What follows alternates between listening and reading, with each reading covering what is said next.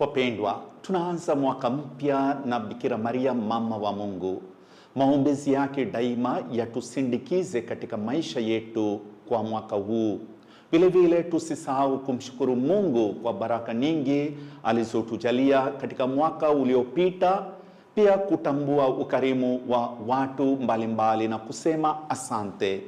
Na watakieni kila mmoja wenu heri ya mwaka mpya na pokeeni baraka ya mwaka mpya. Bwana awabariki na kuwalinda, awaangazie nuru ya uso wake na kuwafadhili, awainuliwe uso wake na kuwapa amani yake, na baraka yake Mungu Mwenyezi, Baba na Mwana na Roho Mtakatifu iwashukie na kukaa nanyi daima. Amina.